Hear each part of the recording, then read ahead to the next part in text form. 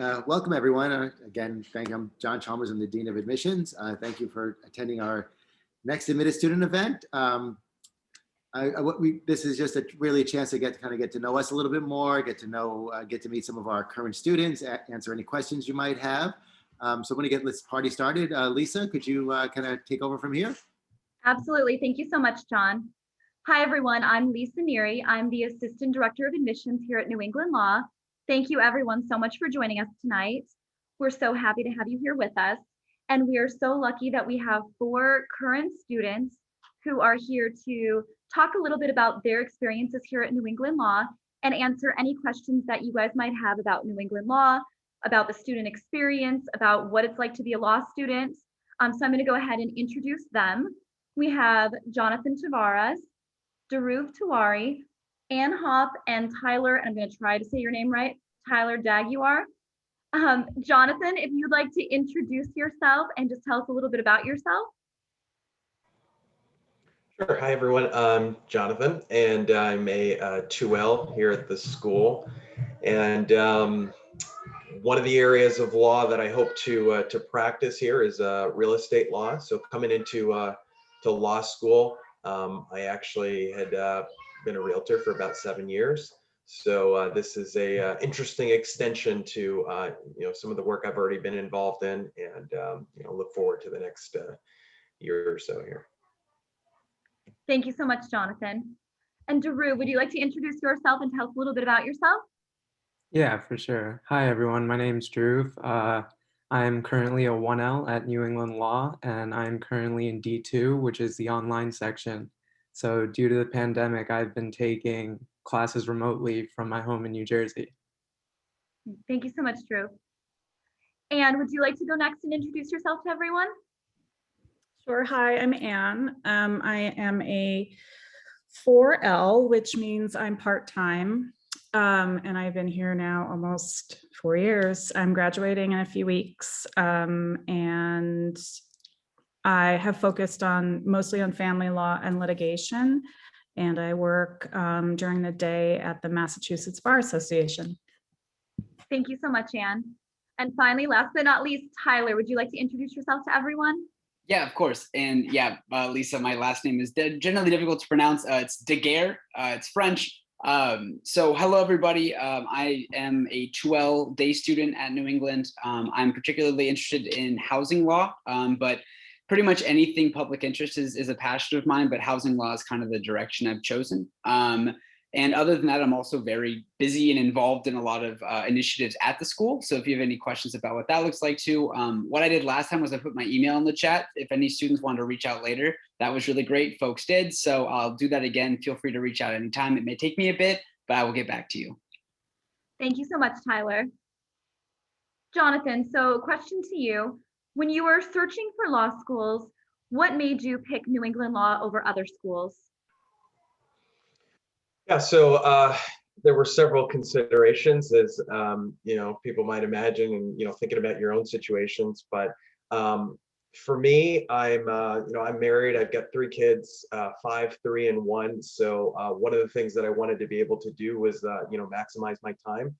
And obviously looking at the cost. I mean, there's a big burden to law school in terms of what that tuition looks like at the end of 3 years. So I was fortunate to be able to get a good scholarship through the school, and also in terms of commute, I actually live in Attleboro, Mass. So it's about 45 miles outside of the city. So for me, it's a direct commuter ride into the city on the commuter rail. It's about an hour.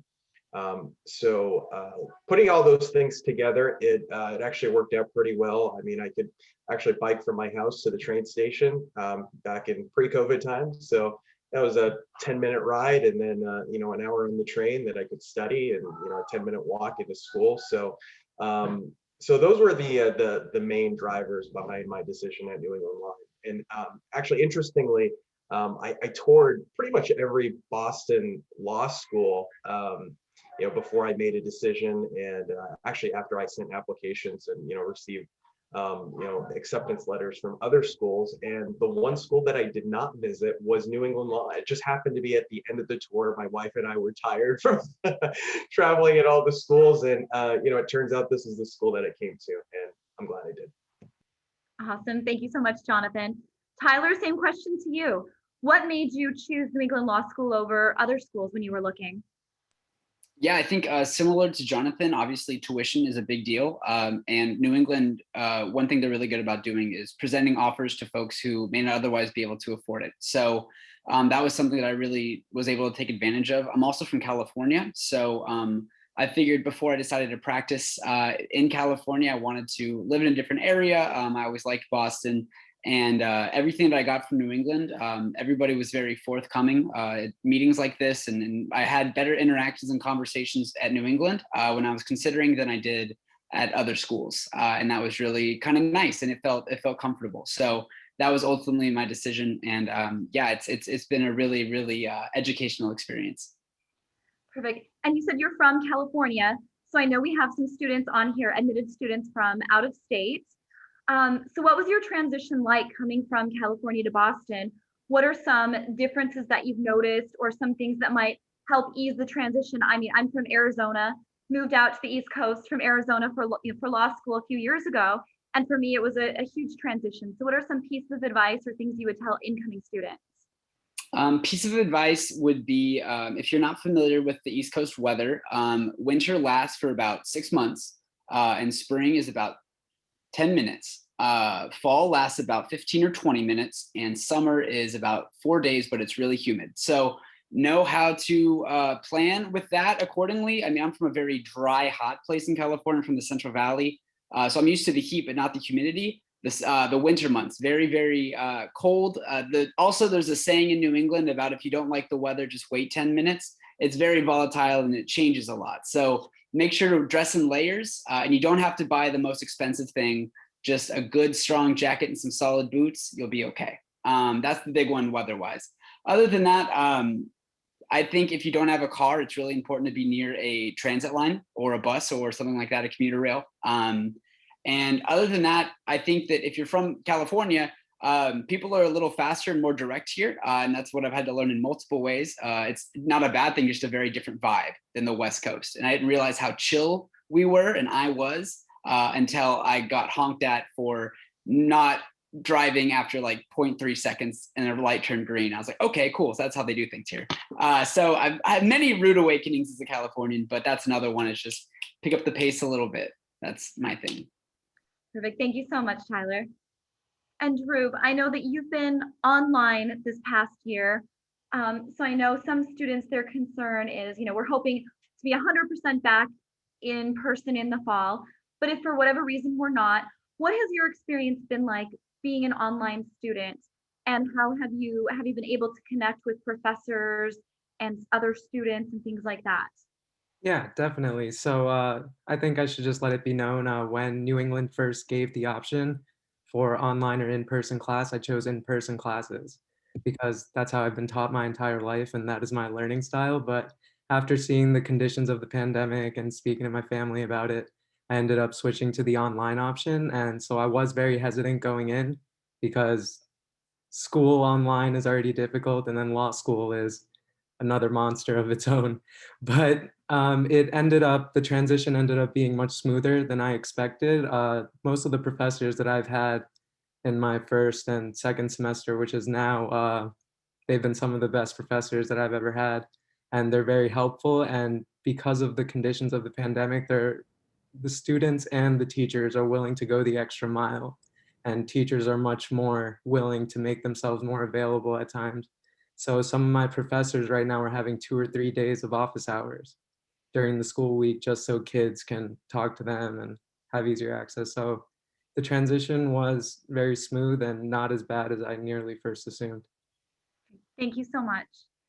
And Anne, I know that you're part of the part-time program, and I know we have a couple of students on here that are in the part-time program. Could you talk a little bit about maybe what your schedule looks like and what it's been like for you being in the part-time program versus, being in the full-time program?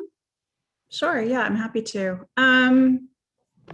So when I was a 1L, I was part-time day. I took all of my classes with the full-time students, the full-time day students. And I only was, so I was in all the same classes. I was in D1 with everyone who was in D1. The only classes I didn't take were property in the first semester and property. I guess that was it. And in the second semester, I didn't take con law. I think it's a little bit different now, the schedule, but pretty much it's 1 or 2 classes different. The night students, it's different. Again, they all work together, but I'll just speak to my day situation. It's different in that the full-time students tend to do really well if they can schedule work like a full-time job. They show up at the library at 7 in the morning, they leave at 5. They take 1 day off on the weekend, maybe it's longer, I don't know. 1 night of drinking or whatever, and then they go back and it's 40 hours a week again. That's ideal, except for the drinking part. I had a different schedule because I was part-time day and I had kids at home and I had other responsibilities. So I was sort of plugging in my studying when I could. So when I was a 1L, and don't get scared, but I did get up at 4 in the morning to study because honestly, it was because I had to, and I was too tired at night to take in material. It just was better to get up at 4. But anyway, that is not to be scary. I also made a lot of friends. I did do clinics. I had to not work. I had to not have commitments during the day for the clinics because clinics typically, in fact, almost probably exclusively are during the day because that's when lawyers work and that's when courts are open. Now I work at the Mass Bar, the Massachusetts Bar Association, which is, very legal. So it's kind of like having that, it is having, work professional experience, just sort of adjacent to what, or probably I would say in the precursor to what lawyers do. And that's it. I don't know. I have kids, I have friends. It all worked out. It was good. Thank you so much, Anne. Tyler, I know that you mentioned that you're involved in a lot of student organizations and initiatives and things on campus. Can you talk a little bit about that and some of the organizations and initiatives that you're involved in? Sure. Yeah. So one of the first things I got involved with at New England, because I knew that I wanted to do, public interest. I'm really passionate about every social issue and its intersection. It really, I'm super passionate about it. So the first thing that I got involved in was called the Corey. It's called the Corey Initiative. I'm still a part of it. And basically it involves sealing people's criminal records. So after 3 years for a misdemeanor and 7 for a felony, your charges age out, meaning employers, they're basically in the state of Massachusetts, you can get your records sealed so that employers can't see them with it. Like there's certain things that are still visible, but you seal criminal records so that folks aren't discriminated against in housing or applying for jobs, stuff like that. So that was the first thing I was involved in. And then I sort of just tried to take my first year to otherwise assess my surroundings. But once I did, I realized there was a huge need for mental health support for students. So I started a committee through the Student Bar Association called Mental Health and Wellness Committee. That has sort of really, it's grown and we have a bunch of initiatives, but then one of the initiatives branched off and created an accessibility and disability committee to address student accommodation needs. And so those two things are working right now. We're also trying to create a substance use and recovery support team to, basically bring together students in recovery and basically trying to fill every gap and find resources to support students just kind of holistically for all of their identities and abilities and disabilities and needs through mental health. And of course, that doesn't all fall on students. The school has been pretty receptive. We've been working with admin a lot to push these initiatives. And yeah, it's been a long time coming, but things are moving in a positive direction. So that's mainly what I'm working on. And I keep taking on other tasks, but that's my own problem. That's what I've been working on. And I'm really optimistic about the future projects we have going. Thank you so much, Tyler. Jonathan, can you talk about some of the extracurricular things that you've been involved in, whether it's been internships, student org, some of the things that you've done in addition to just taking classes? Sure. So this past summer, I actually had the privilege of working with a judge at the land court. So Massachusetts is interesting. It's I think only one of two states in the country that has a land court, which deals with pretty much just real estate related matters. So they have jurisdiction over anything that you can think real estate related: title, mortgage issues, foreclosure.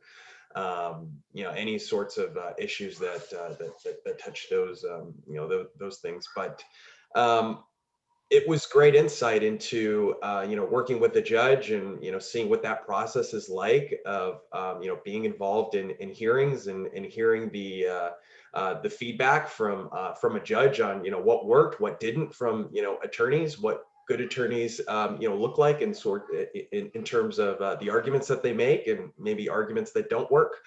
So it was nice to see direct applications to, things that I had just finished writing about in, exams, the previous weeks. So I think those opportunities are really good in terms of real life experiences. And I think one of the things I was surprised about was, after coming out of your first year of law school, you will really learn a lot about the law, and not necessarily just, the breadth of law in general, but learning how to apply it. I mean, I think that's one of the greatest skill sets that you will learn in law school. And I think there's a lot that's actually expected of law students after a first year. I mean, I was, helping the judge to, draft opinions. And, it felt a little daunting, but I think there's really a lot that you can learn after, the first year of law school. And so I think to be able to take every opportunity, while you can in that first year is, really critical. Obviously studying is important. And, for me, I probably spent an average of about 60 hours a week, sometimes less, sometimes more. And, I had friends that, spent less and, others, more on average.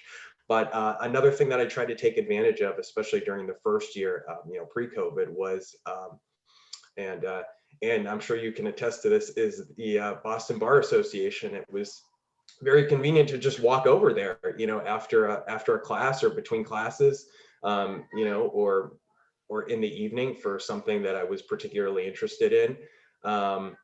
And you can get free membership, through the school for things like that in the Massachusetts Bar Association, as well. And one other thing I would say is, meet and engage, as many fellow students as you can.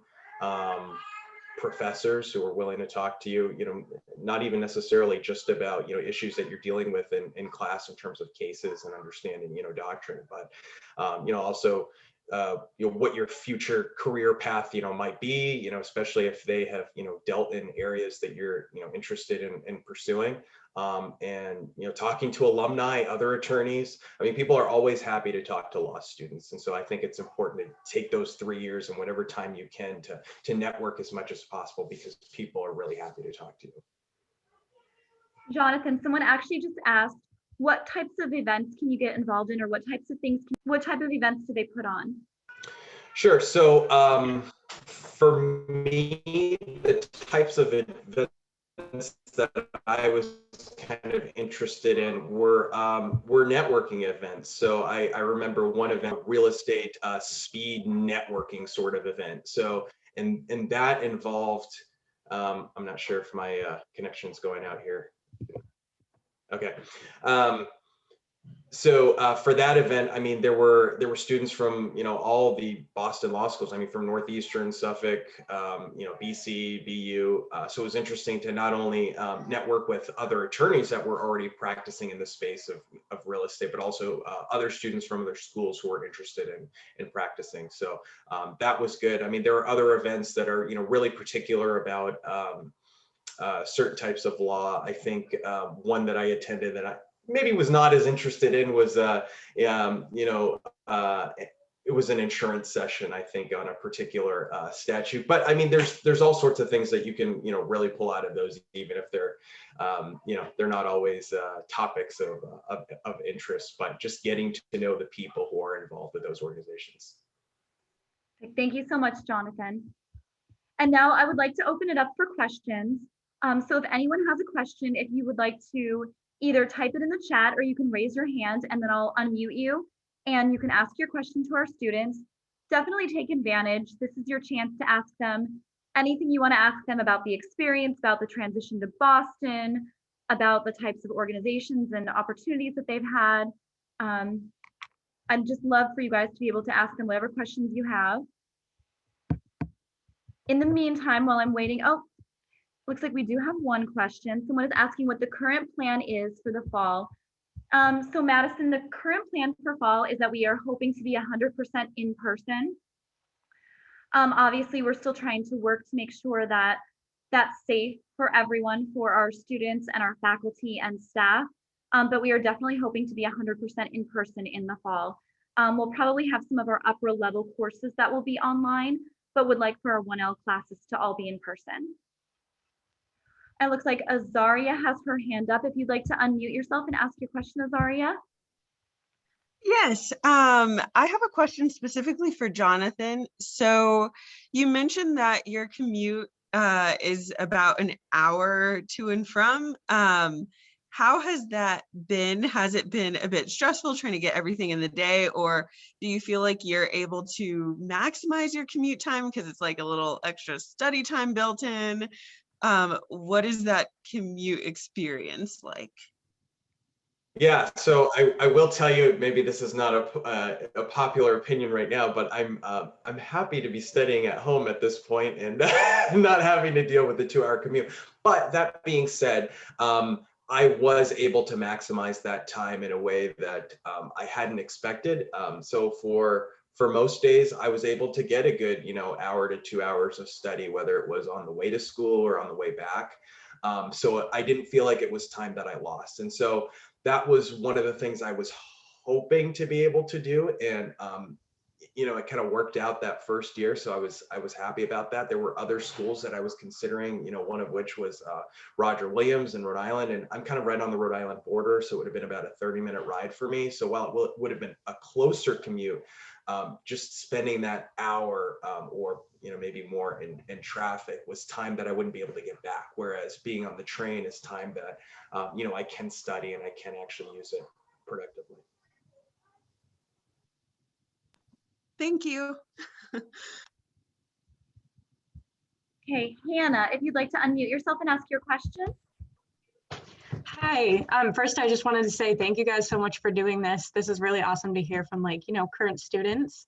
I was just wondering for the full-time program with all of the commitments you have and all the time you spend studying, do you find that it's that you can work at the same time, like while in school or like maybe just on the weekends? What is that like? I can jump in on this. So you're saying the day program and you're talking about working full-time or part-time? Part-time. Okay, would that be a legal or non-legal position? Non-legal. Okay, got it. Not illegal, to be clear. If it is, that's fine. Just email me after about it. But as far as the non-legal opportunities, I work about 15 hours right now at Starbucks on top of like 3 or 4 other commitments. And is it too much for me? Absolutely. And I took a weekend off, so now I'm doing 10 hours. I think that if you're good at budgeting your time and you don't take on too many commitments, and it depends on where on the hierarchy of needs your money is. If you need a source of income, then I would say put that ahead of other involvements, but it's possible. If anybody else wants to weigh in on that, I don't want to speak for anyone else, but I've been able to do it and take on way too much. And I assume that time could be spent spending more hours at work. So it's doable. Just make sure you take care of yourself. And if you have any questions, you can always come to our committee, but that's what I would say. Thank you. Samantha, would you like to unmute yourself and ask your question? Yeah, so my question is kind of specifically for Tyler, but I guess anyone could answer it. So I'm also from California, but I did go to college in Bridgewater, so in Massachusetts. My biggest hesitancy, which you kind of talked about it earlier, was I don't know if I necessarily want to study law in Massachusetts for the rest of my life. So I guess my question is is it possible to either do both or go to school in New England law and then come back to California? Well, I certainly hope so, because that is my plan. However, let me preface that by saying I do not have it all figured out. No law student ever has it all figured out. No person generally probably does. What I would tell you is when I came into New England, one thing that's super unique about New England law is that they're a part of a 4-school consortium. What that means is there's 4 independent law schools throughout the country. There's one in Texas, one in Minnesota, and one in California, as well as us, that basically they're all independent like sister schools. So you could do a guest semester at another school. So for example, I was considering doing this program. It's called the CILE, the Kyle program. If you type in CILE and the New England Law Boston, it'll come up. And that is an option for transfer. However, to be transparent, I've made multiple calls to the school in California, and they are not super familiar on how that process works. So it's doable. I know that students in the past have done it.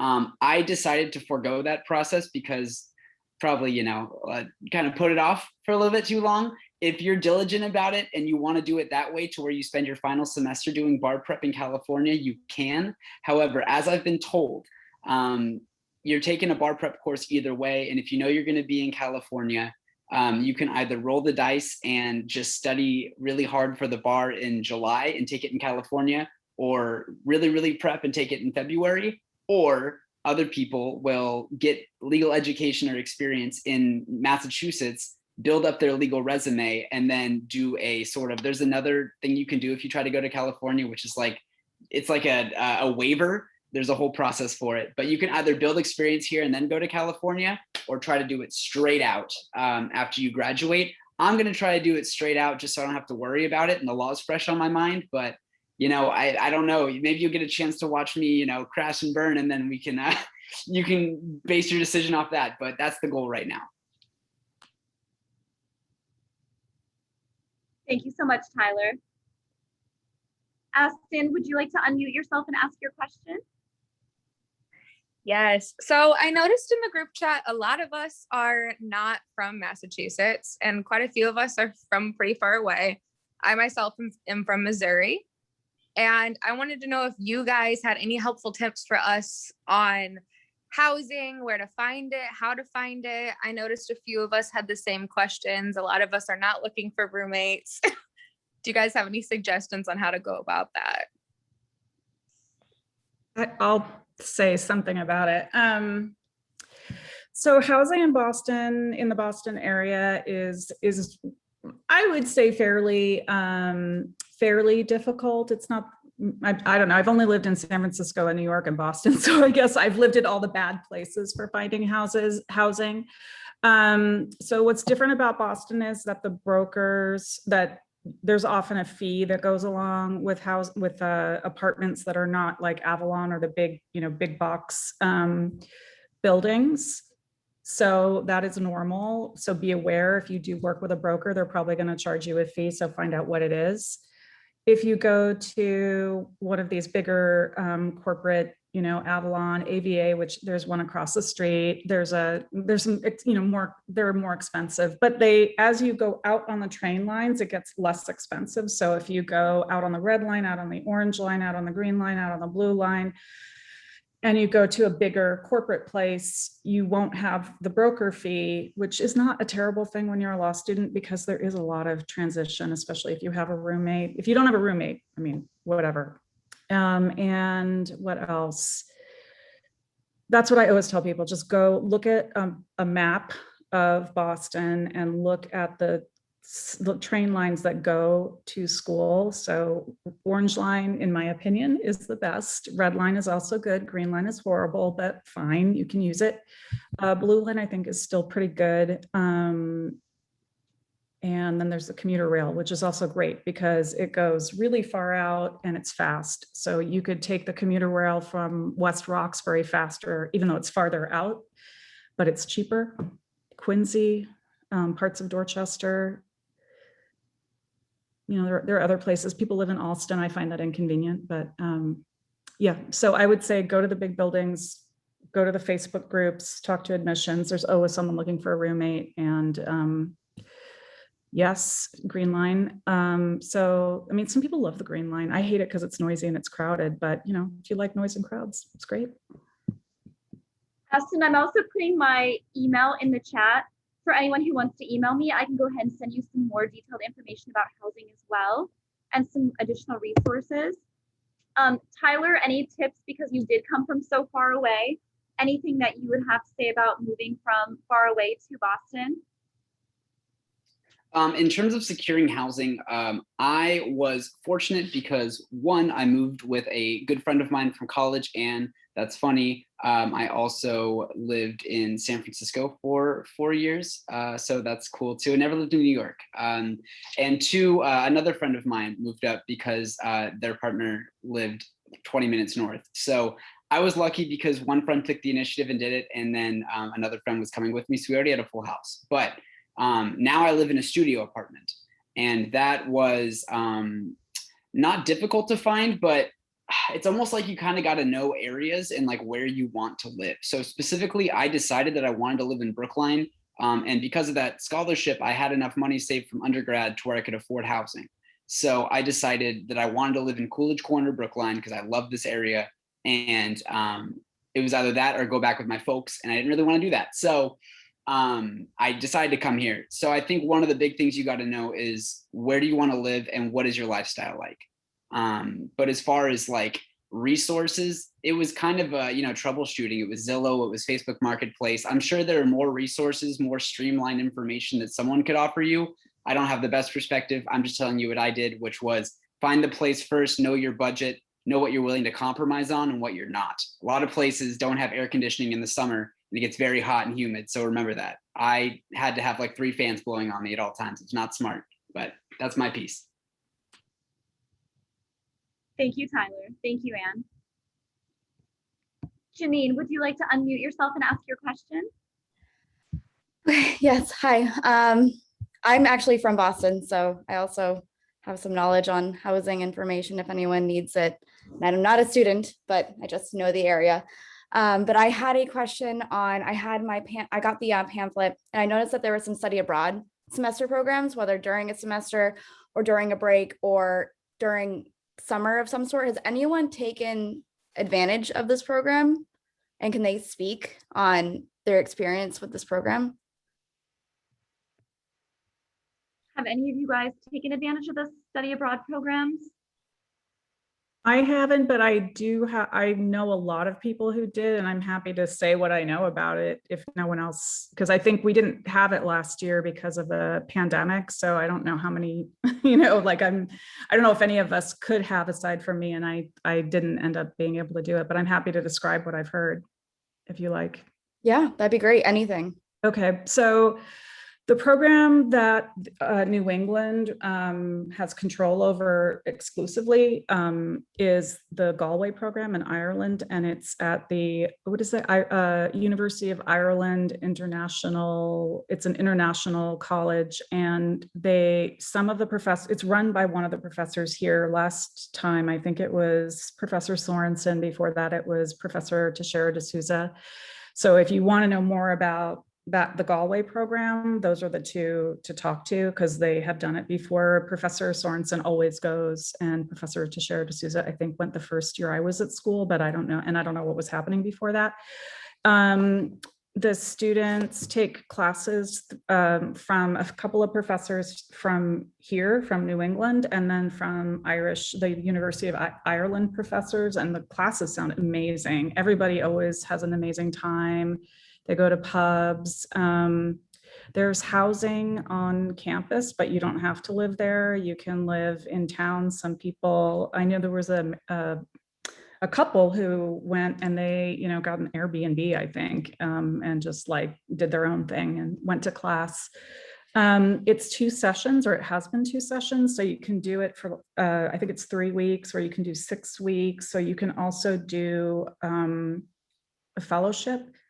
When you get back, you don't have to choose fellowship or no fellowship. And it just sounds amazing. It really looked cool. I was really sad last year when they didn't have it. And so then I ended up not being able to go, but like totally go. And then the other programs are run by the other schools that Tyler was talking about. There's one in Malta, one in Chile, I think, and one I can't remember the other one is, but they all sound amazing. I just like, I like to know that it's going to be good, and I know that Galway is good. So that's the one that I would have gone to. Perfect. So we have someone asking, what is it like as a 1L to be able to connect with upperclassmen with 2Ls and 3Ls? Is that difficult? Or how did you guys go about doing that and making those connections? Whoever would like to answer that one. I can go speak about that first. So in my experience, around right before the semester began in the fall, the school contacted us and told us that there is a mentoring program where the school would pair you with a 2L or a 3L, I believe. And all you have to do is just submit your basic information, and then they have a list of mentors that they can pair you up with. So I was paired with a 2L who was also from New Jersey.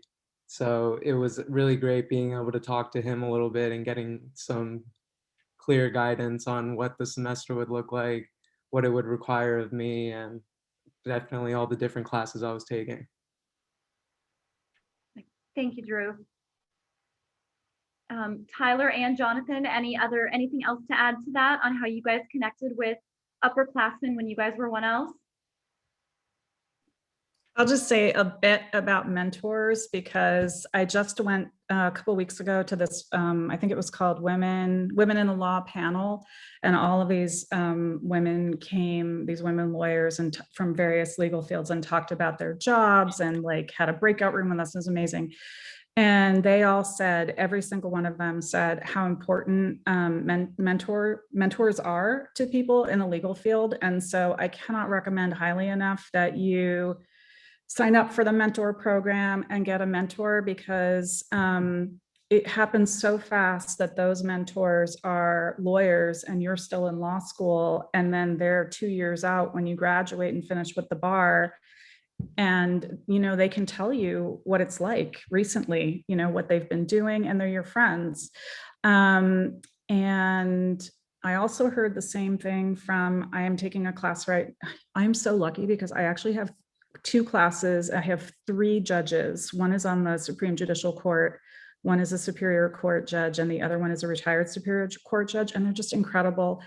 And all of them say the same thing. They say you have to get a mentor. And in fact, one of them, the one who's on the Supreme Judicial Court, brought his mentor to class and had him talk to us. And he was so incredible. He had argued in front of the Supreme Court at 26. And then he had been Justice Lowy's mentor after that. And there was Justice Lowy and his mentor, and it was just amazing. So go get a mentor, take advantage of that. Being a lawyer is it's not all about networking, there's so much, but it really is about like knowing people and knowing who to talk to and ask questions to, knowing who knows what, even just in my job, like I have to know which lawyers know how to do which things, even within their general areas. Like if I have a question about something, I know which person to ask. And it's because you can never know everything about the law. It's too much information. They'll try and cram it into your head, but you won't be able to take it all in. You'll have to sort of specialize. So get a mentor, use mentors, just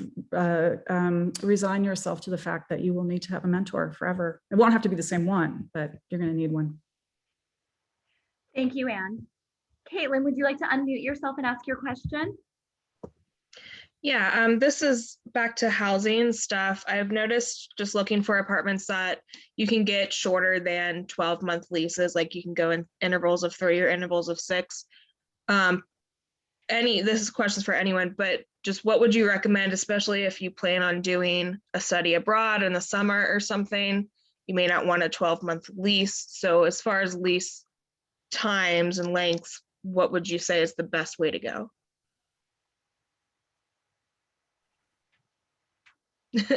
Anyone? All right, I'm going to do it. I'm going to jump in. Thank you, Anne. I have a daughter who's 21, and we're always talking about, and she lives in New York City. So there you go. I like to, when I think about rent and short-term, long-term, whatever, I just think about it, the net rent for the year or for whatever the term is that you're looking for. If you try to figure it out in terms of the monthly rent, it starts to get so confusing. But if you look at your year that you know that you can plan for, or your 3 years that you can plan for, Caitlin, I'm looking at your name rather than your face, even though you're not there. I'm trying to see you. So, you know, if you know you're going to go to Galway, let's say, and you know you're going for 3 weeks, I mean, 3 weeks is just 3 weeks. That's like a vacation. But you got to factor in the price of going to Galway and getting housing. So just look at it, you know, crunch the numbers. That's really, it's just numbers in, numbers out. And, you know, right now rents are probably lower because of the pandemic. So maybe you want to lock stuff in, but on the other hand, maybe rents will get even lower. So you never know. And that's what I've been telling my daughter too. So I'll tell you that also. Thank you. You're welcome. Perfect. Well, it looks like we don't have any more questions for tonight. So I'm going to go ahead and put my email address in the chat again. If anyone has any questions, admissions related, please feel free to reach out to me. And if the current students wouldn't mind putting their emails in the chat again as well, if they don't mind, that would be amazing. Okay, so my email is there. Like I said, if anyone has any admissions related questions, definitely don't hesitate to reach out to myself or to any of the current students who are putting their emails in the chat as well. I just want to thank all of our current students for being with us tonight and for sharing their experiences, as well as all of you for joining us tonight. Oh, looks like Tyler has his hand raised. Oh yeah, I wasn't sure. There was another question in the chat. I wasn't sure if we had time to address it. Was there like a time that this is supposed to cut off? Oh, we can address it. I just missed it. Sorry about that. Oh, no, it literally just came up. So you're totally fine. Okay. Yes. Thank you. So it looks like someone is asking how a New England law degree compares to other Boston law degrees. So again, I mean, I think this goes back to, you know, the question about when you guys were looking at schools, especially, you know, if you were looking at other Boston schools, what do you guys think set New England law apart for you? And this can be to any of you. I guess I can maybe answer that. You know, when I was looking at schools, I got acceptance from other schools that you might consider, you know, higher ranked depending on, you know, where you're looking. But, you know, for me at the end of the day, you know, I was looking at, okay, well, what do I want to do after 3 years? And so for me, my track is not, you know, the big law route.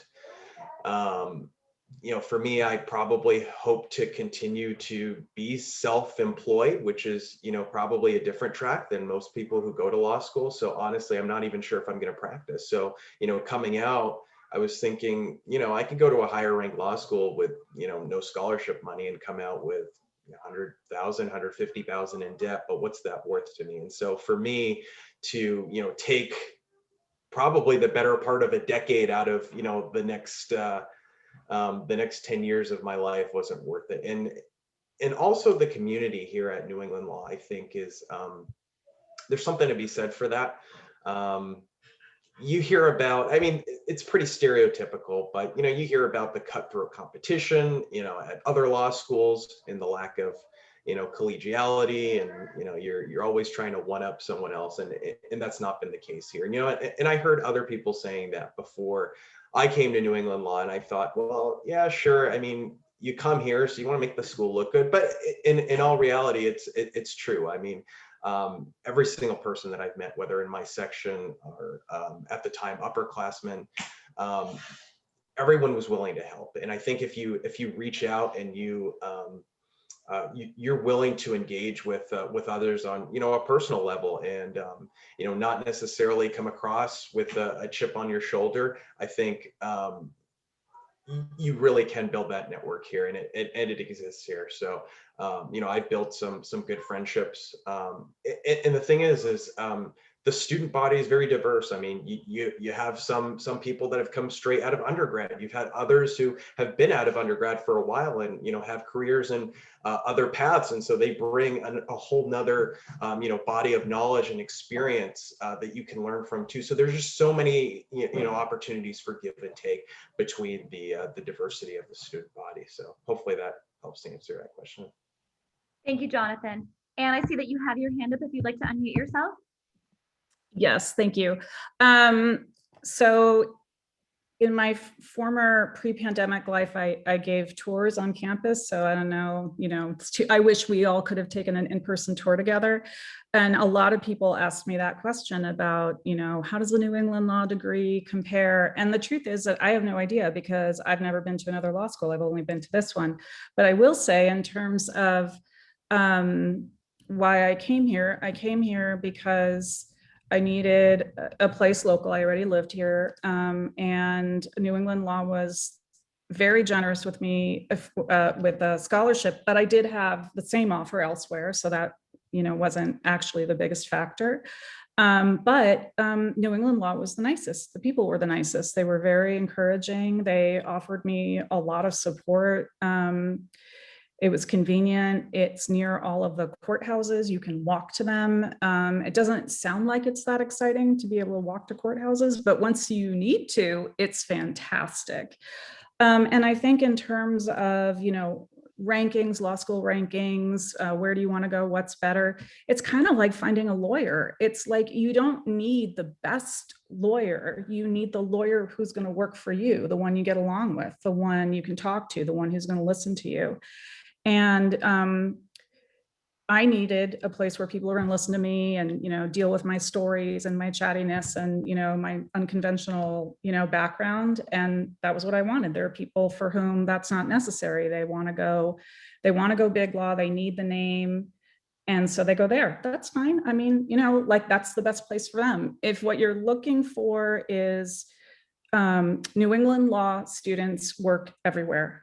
Like, they're so smart. They come from all over the place. I actually think this is just my, the way I have decided things work. I don't know if it has to be true.